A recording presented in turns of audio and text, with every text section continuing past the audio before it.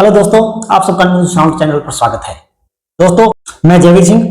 आज हम भारत के संविधान के अनुच्छेद नंबर 51 के खंड जय 51A क्लॉज H ने जो लिखा है कि भारत के हर नागरिक का यह कर्तव्य होगा कि वैज्ञानिक दृष्टिकोण, मानववाद व ज्ञानार्जन और सुधार की भावना का विकास करें, यानी वैज्ञानिक दृष्टिकोण से हर चीज को समझने का प्रयास करें।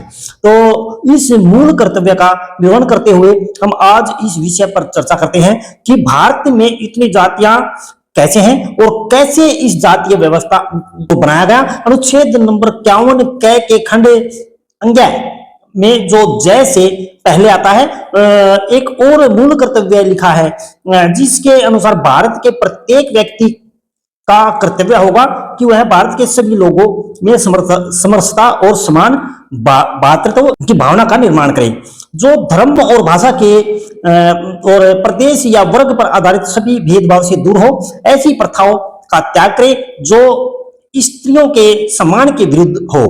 जब हम वैज्ञानिक दृष्टिकोण से किसी बात का अध्ययन करते हैं तो उससे मिली जानकारी तथ्य पर आधारित होती है। वैसे हवा में कोई भी बातें मार जाए, लेकिन वैज्ञानिक आधार पर हम जो बात करते हैं उसमें तथ्य छिपा होता है। तो साथियों, भारत जैसी जातीय व्यवस्था दुनिया में कहीं भी नहीं पाई जाती। इस बात से आप भी भली भांति परिचित होंगे कि जातीय व्यवस्था केवल भारत और भारत में ही है। इसके साथ लगते जैसे नेपाल वगैरह में भी थोड़ा बहुत अब है व्यवस्था कही है, उसका भी एक कारण है जो हम बाद में आपको बताते हैं। भारत जितनी जातियां कहीं नहीं पाई जाती, भारत में यह व्यवस्था कैसे पनपी होगी यह व्यवस्था, इस बारे में भी हम विस्तार से चर्चा करते हैं आज। और यह जानने से पहले जानना होगा कि शेष पूरी दुनिया से भारत अलग क्यों है। तो साथियों, हम इस विषय पर भी चर्चा करते हैं, इस पर भी अध्ययन करने की कोशिश करते हैं और इसको भी जानने की कोशिश करते हैं कि शेष पूरी दुनिया से भारत की व्यवस्था, भारत की सभ्यता, भारत तो पूरी दुनिया से अलग है। तो कुछ अलग होगा तो अलग व्यवस्था पनपती होगी। यह हम भूगोल यानी जियोग्राफी में खोजने का प्रयास करते हैं। साथियों, हम अगर प्राकृतिक नक्शे में देखते हैं तो प्राकृतिक नक्शे के अनुसार दो नक्शे होते हैं, एक राजनीतिक और एक प्राकृतिक। प्राकृतिक नक्शे में अमेरिका एक छोर पर है और दूसरे छोर पर है ऑस्ट्रेलिया। दोनों महाद्वीप अलग अलग है और बीच में भारत के तीन तरफ पानी और एक तरफ पहाड़ियां भी, हिमालय पर्वत और अन्य ऊंचे पर्वत जो कि जिन पर चढ़ना असंभव है। और उस समय में जब जातीय व्यवस्था बनी होगी तो उस समय में चढ़ना तो एकदम नामुमकिन था। तो और एक तरफ थोड़ा सा कुछ हिस्सा बचता है पाकिस्तान साइड वाला, और थोड़ा आगे वो बंजर है और बंजर भूमि में मतलब उधर के आदमी तो इधर आए होंगे, लेकिन इधर का आदमी, हमारा एरिया हरा हरा दिखाई देता, पूरा हरा हमारा एरिया है और ऊपर का एरिया भी, हमारे ऊपर का एरिया भी पूरा हरा है। लेकिन वहां से पार कर किसी दूसरे देश में जाना असंभव था। उस समय उधर पार करके नहीं जा सकते और उधर से भी कोई आदमी इधर नहीं आ सकता था। और दूसरी साइड वाला जो हिस्सा है ऑस्ट्रेलिया वाला, उधर पानी है और दूसरी तरफ भी पानी है। भारत तीन तरफ से पानी से घिरा हुआ है और उस साइड में जाना भी असंभव था।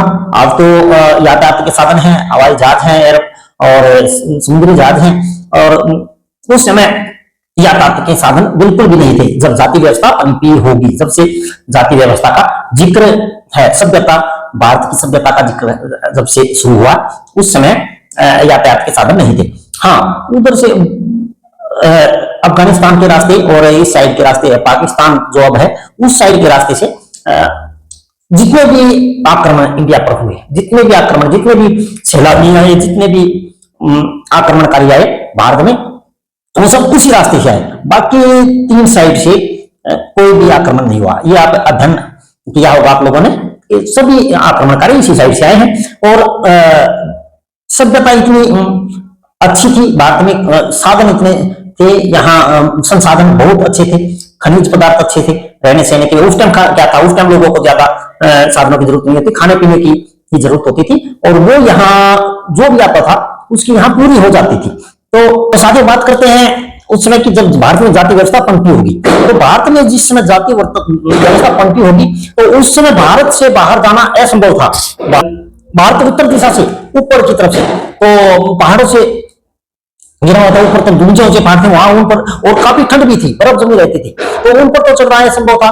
तो पैदल उन पर उन्हें पार करना बिल्कुल असंभव था।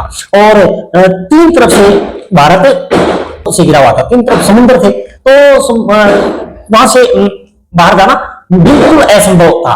तो यातायात के साधन में तो पैदल चलने का रास्ता है, तो पैदल आदमी थोड़ा बहुत चल ले, लेकिन समुद्र में तो पैदल जा नहीं सकता आदमी, तो उधर से जाना भी बिल्कुल असंभव था। कुछ पाकिस्तान साइड का हिस्सा कुछ खाली था, उस आगे अफगानिस्तान वगैरह उस रास्ते से थोड़ा बहुत आगे जा सकते थे, लेकिन भारत को बाहर जाने की आवश्यकता नहीं पड़ती थी। भारतवासियों को बाहर जाने की आवश्यकता इसलिए नहीं पड़ती थी क्योंकि यहाँ खनिज पदार्थ इतने ज्यादा थे, और उस समय सिर्फ पेट पालने की लड़ाई होती थी। पेट ही अपना भूख मिटाने के लिए आदमी काम करते थे। उस समय का मानव जो था वो सिर्फ पेट के लिए काम करता था, बाकी साधनों की उनको ज्यादा आवश्यकता नहीं होती थी, वो यहाँ से उनकी जरूरतें पूरी हो जाती थी, तो वह उसे बाहर जाने की बिल्कुल भी आवश्यकता नहीं थी यहाँ। लेकिन वो चारों तरफ से घिरा हुआ था, तो यहाँ भी काफी देर बाद बाहर के आदमी का आना हुआ, बाहर के मानो कि यहाँ एंट्री हुई, लेकिन जो आदमी यहाँ बाहर का आया उससे बाहर जाने की बिल्कुल भी जरूरत नहीं, वो यहाँ का भी होकर रह गया, यही बस गया। तो लंबे समय तक मुगलों ने यहाँ शासन किया, लंबे समय तक, हजारों साल तक मुगल यहाँ रहे, आए और शासन करते गए। अंग्रेज, उसके बाद अंग्रेज आए, अंग्रेज भी ईस्ट इंडिया कंपनी के माध्यम से यहाँ आए, और उन्होंने व्यापार शुरू किया। व्यापार के जरिए यहाँ बढ़ते गए, और भारत इतना शालीन होता था कि उन्हें ज्यादा दिक्कत नहीं थी, और भाईचारे का माहौल था, रहता था, तो उन्हें ज्यादा दिक्कत नहीं होती थी। वह आबादी उस समय कम होती थी, तो लोग आते गए, उनको बसाते गए, क्षेत्रफल काफी था, जगह काफी थी हमारे पास, खनिज पदार्थ ज्यादा थे। और जो बाहर से आता था, एक और बात देखने योग्य है, अंग्रेज वगैरह बाहर से आए तो साधन वगैरह भी लेके आए, तो भारतवासियों को भी उनका कुछ थोड़ा बहुत तो लाभ हुआ होगा, तो वो यहाँ बसते चले गए, और भारतवासियों को यहाँ से जाने की कोई आवश्यकता नहीं पड़ी शुरू से, क्योंकि इनके पास, आपने देखा होगा नक्शे में, देखिए आप, तो भारत हरा भरा प्रदेश था उस समय भी, और आज भी भारत हरा भरा है। और उधर अफगानिस्तान वगैरह देखिए तो उधर बंजर जमीन थी, और वहां खाने की वगैरह के साधन नहीं थे, और खाने की तलाश में ये लोग इधर आए थे। तो शुरुआत में जो भी आया तो खाने की तलाश में आया था, जीवन यापन की तलाश में आया था, और यहाँ का होके रह गया, उसे यहाँ से जाने की जरूरत ही नहीं पड़ी। तो युद्ध होते गए, और यहाँ काफी युद्ध हुए, और अंत में अंग्रेज आए, तो अंग्रेज भी यहाँ के ही होकर रह गए, और अंग्रेजों ने 200 साल तक यहाँ शासन किया। और अंग्रेज जो भी आता था वो यहाँ से निकलने का नाम नहीं लेता था, और काफी बड़ा संघर्ष करके अंग्रेजों को यहाँ से बाहर निकाला गया। तो साथियों, इसलिए यहाँ की सभ्यता बाहर नहीं गई, और यहाँ सभ्यता, संस्कृति, जात पात वगैरह जो थी यहाँ की, वो यही रही। तो ये कारण है कि जात पात यहाँ से बाहर नहीं जा पाई, और केवल भारत में ही रही, भारत में ही जात पात बनी, और भारत में ही जाति व्यवस्था बनी, और यहीं की रही, यहाँ से बाहर नहीं जा पाई। नेपाल साथ में था, नेपाल में काफी पहले आना जाना हो गया था, तो इसलिए नेपाल में जाति व्यवस्था है, वहां आज जाति व्यवस्था चलती है, वंश व्यवस्था है, जाति व्यवस्था है। तो साथियों, यह तो अभी कि यहाँ की सभ्यता बाहर नहीं गई। और तो साथियों, इसका कोई पुख्ता उदाहरण तो नहीं मिलता कि जाति व्यवस्था कब से शुरू हुई, लेकिन वंश व्यवस्था कहाँ थी, कब थी, वंश व्यवस्था का जिक्र जरूर है। कई शिलालेखों पर वंशों की बातें आती हैं, वंश की बातें लिखी गई हैं, और शिलालेख पर लिखा हुआ, पत्थरों पर लिखा हुआ, शिलालेख पर लिखा हुआ अमिट होता है, वह मिटाया नहीं जाता। कागज पे और या पत्थर पे लिखी हुई बातें तो मिटाई जा सकती है, लेकिन पत्थर, कागज पे और पत्थरों पे लिखी हुई बात तो मिटाई जा सकती है, लेकिन पत्थर पे लिखी हुई बात को मिटाया नहीं जा सकता। तो मिटाया नहीं जाता था, वो बीच में से कहीं से मिटा नहीं सकते, तो वो आज भी ऐसी ऐसी लिखी हुई है, और उनको उदाहरण मिलते हैं, कई पुख्ता उदाहरण है कि जाति व्यवस्था नहीं है और थी, और वंश व्यवस्था उस टाइम भी चलती थी। इसके अनेक उदाहरण है, शिलालेखों पे इसका वर्णन मिलता है कि वंश व्यवस्था थी। तो एक राजवंश दूसरे राजवंश पर उस समय आक्रमण भी करता था और उनसे शादी भी करता था। तो साथियों उस समय वर्णन है, शादी वगैरह भी होते। 124 ईस्वी की एक पूर्व की एक घटना के अनुसार गौतम पुत्र सतकर्णी थे। उसने महाराष्ट्र के राजा नेपान जो बौद्ध शासक थे, सतकर्णी भी बौद्ध ही शासक थे, तो उन पर हमला कर दिया। एक ही वंश के थे। तो और गौतम पुत्र सतकर्णी उस युद्ध में जीते, सतकर्णी उसमें जीत गए और उन्होंने उस वंश के साथ विवाह किया, उसकी राजमुद्राएं ली और उसके साथ विवाह भी किया और आगे उस वंश के साथ शादी विवाह करते रहे। तो उस समय कोई जाति नहीं थी, इस वंश से दूसरे वंश में शादी हो जाती थी, एक वंश से दूसरे वंश में हो जाती थी, कोई विरोध नहीं करता था। उस समय शादी व्यवस्था में कोई विरोध नहीं होता था, एक दूसरे के साथ ऐसी शादी हो जाती थी। इस व्यवस्था का ऑब्जेक्शन 10वीं सदी के बाद शुरू हुआ कि ये व्यवस्था समय 10वीं सदी के बाद ही शुरुआत हुई इस व्यवस्था की। इस समय जो तेल का काम करता था उसे तेली कहा जाता था। तो जो दूध का काम करता था उसे ग्वाला, अहीर या यादव कहा जाने लगा। जो सब्जी आदि का कार्य करता था उसे कुली वगैरह कहते थे। और इस तरह से जाति फिक्स होती चली गई। उसके बाद धीरे धीरे पहले ऐसा होता था कि किसी भी वर्ग में वर्ण व्यवस्था होती थी उस समय। तो किसी भी वर्ण में एक पैदा हो गया, उस वर्ण से वो काम करता था, जिस तरह का भी काम करता था, उसी जाति से उसको, उसी वर्ण से उसको पुकारा जाता था। जैसे कोई ब्राह्मण वर्ण में पैदा होके और शूद्र का काम करने लगे, यानी कि सेवा का काम करने लगे, तो उसे उस वर्ण में ही डाल देते थे, उसी जाति को उसे अपनाना पड़ता था। लेकिन उसके बाद क्या हुआ कि जिस वर्ण में जो पैदा हुआ, काम चाहे कुछ भी करे, वो उसी वर्ण का हो गया। तो उसके बाद उसको उसी का कहा जाने लगा और वह बाद में जाति कही जाने लगी। वह उसके बाद जाति बना दी गई। तो जाति व्यवस्था की शुरुआत हुई और ऊंच नीच की व्यवस्था उसी समय से शुरू हुई।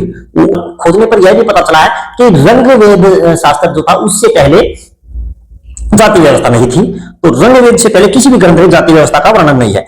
मनुस्मृति जो कि भारत में आजादी के बाद लागू होने वाले संविधान से पहले संविधान का काम होता था, सारी व्यवस्था उसके अनुसार ही चलती थी और उसमें वर्ण व्यवस्था थी। 4 वर्णों में समाज को बांटा गया था।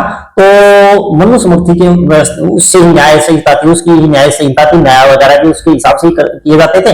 तो मनुस्मृति में इसका वर्णन मिलता है और यह इसको 200 ईसा पूर्व से 200 ईस्वी के बीच ऋषि मनु ने लिखा था।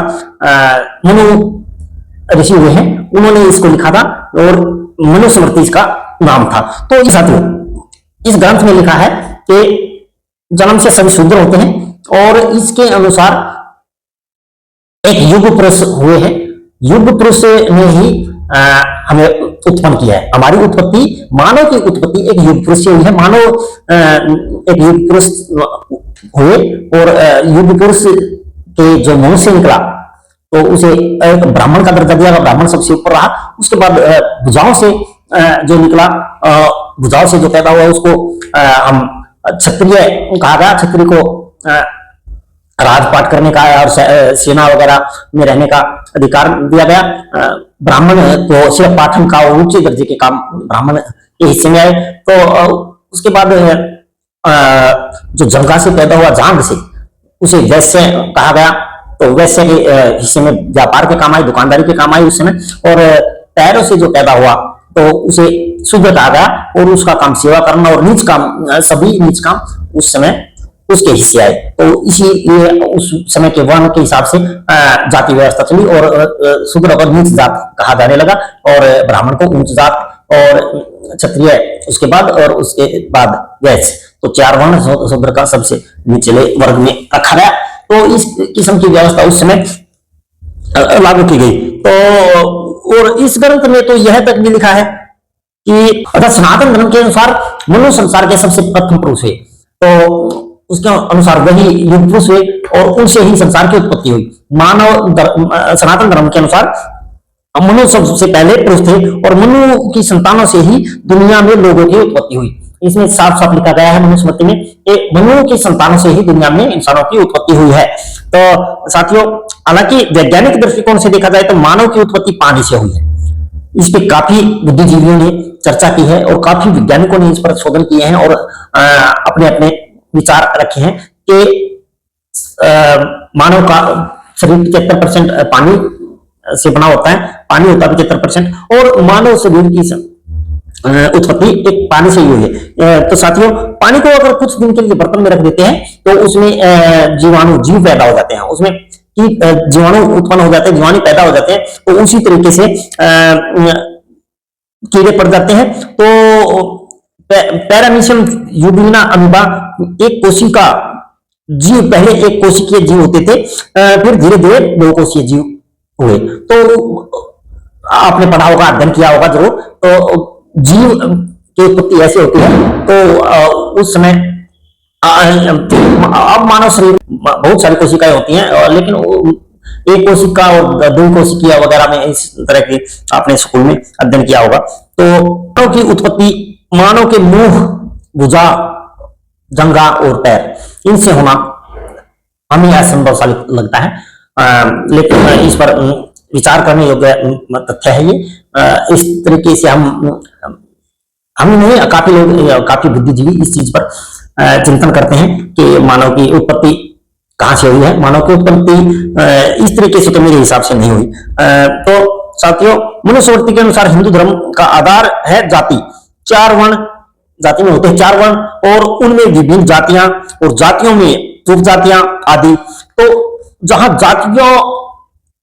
जातियां होंगी वहां बिखराव होगा। जहां इतनी अधिक जातियां होंगी साथियों, तो वहां बिखराव संभव है और वहां एक सूत्र में समाज कभी बंध नहीं सकता।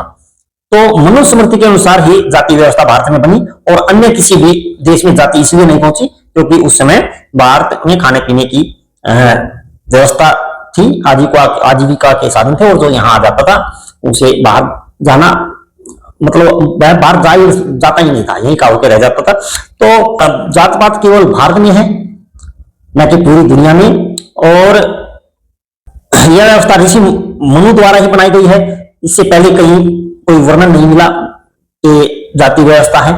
इससे पहले कहीं भी भारत में कहीं भी वर्णन नहीं है। मनुस्मृति में और ऋग्वेद वगैरह में इसकी जानकारी है। साथ ही काफी मेहनत से हमने आपके सामने यह जानकारी प्रस्तुत की है। अगर अच्छी लगे तो इसे शेयर करना, अगर ऐसी जानकारी और भी चाहिए तो चैनल को सब्सक्राइब जरूर कर लेना और लाइक करना। और साथियों, जुड़े रहने के लिए धन्यवाद। नमस्कार।